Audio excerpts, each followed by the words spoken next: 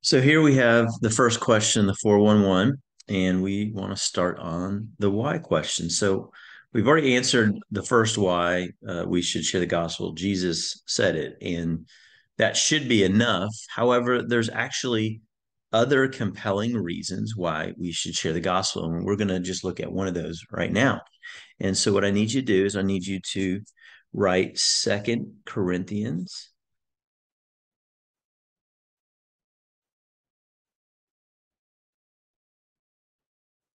chapter 5 verse 17 through 21. And so what I want you to do is just put an underline under that, kind of to mark it out from everything.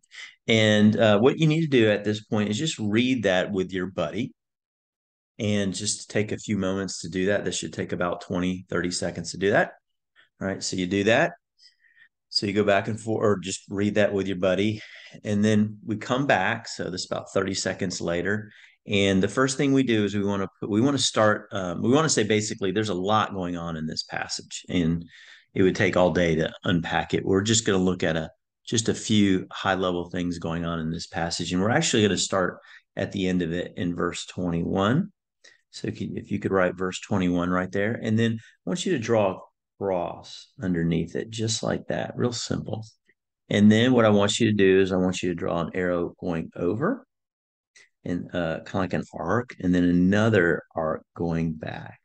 And in verse 21, we see something incredibly significant happening. We see that Christ gives us his righteousness, his perfection, so to speak. And in exchange, we give him our sin. And this is one of the many things that are going on at the cross, and this is the gospel. So we call this the great exchange, where Christ gives me his righteousness and his perfection, and in exchange we give him our sin. This is one of the best truths of the gospel. So what I want you to do right now is just share what we see in verse 21, the great exchange, the exchange of Christ's righteousness for our sin. Just take a moment and go back and forth and explain to your buddy what's happening in verse 21. All right, here we go. Come back. And what I want you to do now is I want you to draw an arrow just like this right there. And I want you to put verse 17 right there. And then I want you to draw a stick figure and his arms up because he should be happy. And then I want you to put sparkles around him, or he's just shining bright like he's new. And so we jump back to the beginning of this passage, and Jesus, or Paul says, if you are in Christ, you are a new creation. The old is passing away, and look, the new has come. And so one of the things that happens because of this great exchange is I become a new creation. That's a phenomenal thought. And not to say that you don't deal with the consequences of your sin and stuff, but from God's perspective, you are seen new. So because of this great exchange, one of the things we learn right here is we have a new identity. We're a new creation. So with your buddy, just explain that coming out of this exchange, we have a new identity. We are a new creation. The old is slowly passing away, and look, the new has come. Take just a moment and explain that to your buddy. Go back and forth. All right, we just give them I don't know, 30, 40 seconds to do that. And then we want to draw another arrow over here. All right. And we want to put an arrow right there. And then we want to put verse 20, just like that. And then we're going to attempt to draw a globe here. If you could draw a circle just like that, and then put a plus sign right there, and then another one right through it. And then we're going to put a line above and a line below. And then we're going to draw parentheses just like that. So in verse 20, we find out, well, in verse 17, we're a new creation. But in verse 20, we find out that we are now ambassadors of Christ. Massive, wonderful concept. And so at this point, I typically ask people, what is an ambassador? And you'll get all kinds of answers. But ultimately, an ambassador doesn't have their own message.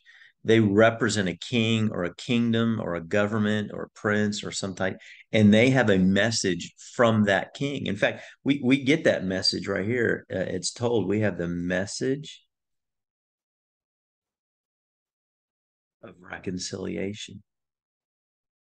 I'm just going to put reconciliation, a long word won't fit there. But in this passage, we find out that he's entrusted us with a message of reconciliation, as though he's making his appeal through us to the world. So just an amazing concept. So here's how we want to end this. You can't be new and not be an ambassador. And you can't be an ambassador and not be new. These are two of the same identities. So the reason we share the gospel, go back to the top, it's who we are. It is our identity. Right. So what I want you to do right now is I just want you to, with your buddy, I want you to explain that the other identity or thing we've discovered because of this great exchange is we've been called ambassadors representing a king, and we've been entrusted with a message of reconciliation as though God is making his appeal through us. So you can't be new and not be an ambassador, and you can't be an ambassador and not be new. And the reason we share the gospel, it's our identity. So just go back and forth with your buddy and just explain this piece. So one of the things we do just to kind of tie this up, just kind of a little quick thing. People often say they don't have the gift of evangelism. And when you hear that, you want to tell people you're right. You don't have the gift of evangelism. It's much more than that. It's your identity. And by the way, there is no gift of evangelism.